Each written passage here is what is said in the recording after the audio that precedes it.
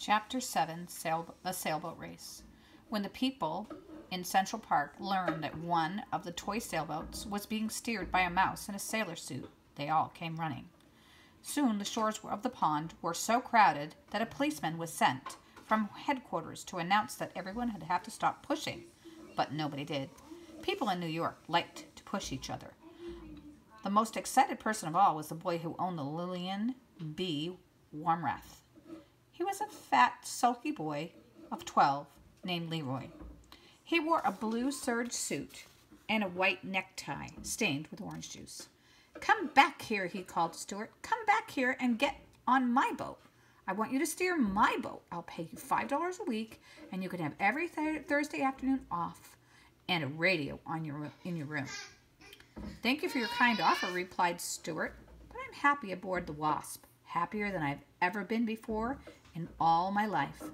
And with that, he spun the wheel over smartly and headed his schooner down towards the starting line, where Leroy was turning his boat around by poking it with a long stick, ready for the start of the race. "I'll be the referee," said the man in a bright green suit. "Is the Wasp ready?" "Ready, sir," shouted Stuart, touching his hat. "Is Lillian B. Warmrath ready?" asked the referee. I'm ready," said Leroy. "To the north end of the pond and back again," shouted the referee. "On your mark, get set, go!" "Go!" cried the people along the shore. "Go!" cried the owner of the Wasp. "Go!" yelled the policeman, and away went the two boats for the north end of the pond, while the seagulls wheeled and cried overhead, and the taxicabs tooted and honked from 72nd Street, and the west wind, which had come halfway across America to get to Central Park, sang and whistled in the rigging and blew spray across the decks, stinging Stuart's cheeks with tiny fragments of flying peanut shells tossed up from the foamy deep. "This is the life for me," murmured Stuart to himself. "What a ship! What a day! What a race!" Before the two boats had gone many feet, however, an accident happened on shore. People were pushing each other harder and harder in their eagerness to see the sport, and although they really didn't mean to, they pushed the policeman so hard they pushed him right off the concrete wall and into the pond. He hit the water in a sitting position and got wet clear up to the third button of his jacket. He was soaked. This particular policeman was not only a big, heavy man, but he had just eaten a big, heavy meal, and the wave he made went curling outward, cresting and billowing, upsetting all manner of small craft and causing every owner of a boat on the pond to scream with delight and consternation. When Stuart saw the great wave approaching, he jumped for the rigging, but he was too late. Towering above the Wasp like a mountain, the wave came crashing and piling along the deck, caught Stuart up and swept him over the side and into the water, where everyone supposed he would drown. Stuart had no intention of drowning. He kicked hard with his feet and thrashed hard with his tail, and in a minute or two he climbed back aboard the schooner, cold and wet, but quite unharmed. He also took his place at the helm. As he took his place at the helm, he could hear people cheering for him and calling, "At a mouse, Stuart! At a mouse!" He looked over and he saw that the wave had capsized the Lillian B. Warmrath, but she had righted herself and was sailing on her course close by.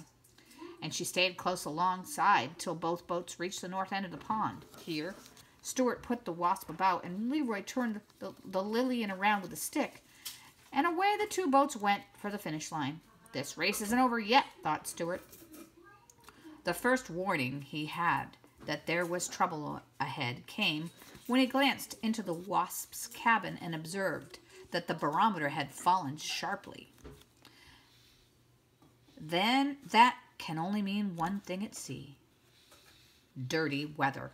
Suddenly, a dark cloud swept across the sun, blotting it out and leaving the earth in shadow. Stuart shivered in his wet clothes. He turned up his sailor blouse closer around his neck, and when he spied the Wasp's owner among the crowd on the shore, he waved his hat and called out, "Dirty weather ahead, sir! Wind backing into the southwest. Seas confused. Glass falling." "Never mind the weather," cried the owner. "Watch out for that Flotsam dead ahead. Stuart peered ahead into the gathering storm, but saw nothing except gray waves with white crests.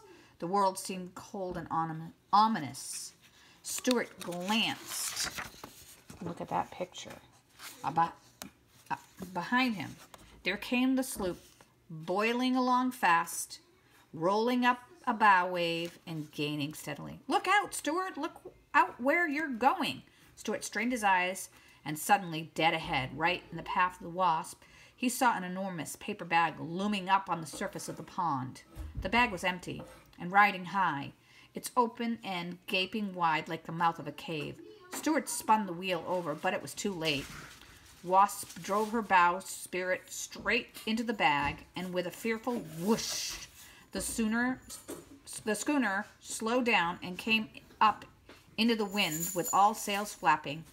Just at this moment, Stuart heard a splintering crash and saw the boat of the Lillian plow through his rigging. Felt the whole ship tremble from stem to stern with the force of the collision. "A collision!" shouted the crowd on shore. In a jiffy, the two boats were in a terrible tangle. The boys on shore screamed and danced up and down. Meanwhile, the paper bag sprung a leak and began to fill. The Wasp couldn't move because of the bag. The Lillian B. Warmouth couldn't move because her nose was stuck in the Wasp's rigging. Waving his arm, Stuart ran and fired off its gun.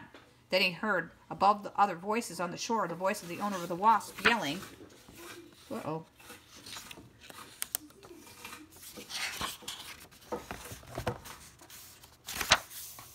directions and telling him what to do.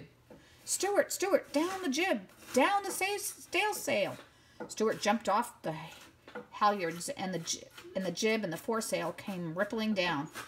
"Cut away all the paper bags," roared the owner. Stuart whipped out his pocket knife and slashed bravely at the soggy bag until he had the deck cleared. "Now, back your foresail and give her full," screamed the owner of the Wasp. Stuart grabbed the foresail boom and pulled with all his might. Slowly the schooner paid off and began to give headway. And as she heeled over to the breeze, she rolled her rail out from under the Lillian's nose, shook herself free, and stood away in the southward. A loud cheer went up from the bank. Stuart sprang to the wheel and answered it. He looked back, and with great joy he perceived that Lillian had gone off in a wild direction and was yawning all over the pond. Straight and true sailed the Wasp, with Stuart at the helm. After she crossed the finish line, Stuart brought her alongside the wall and was taken ashore and highly praised for his fine seamanship and daring. The owner was delighted. It was the happiest day of his life. He introduced himself to Stuart, and in private life he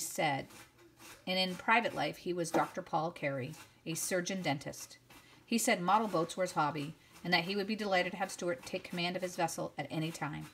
Everybody shook hands with Stuart, everybody, that is, except the policeman, who was too wet and mad to shake hands with a mouse. When Stuart got home that night, his brother asked him where he'd been all day. "Only knocking around town," replied Stuart.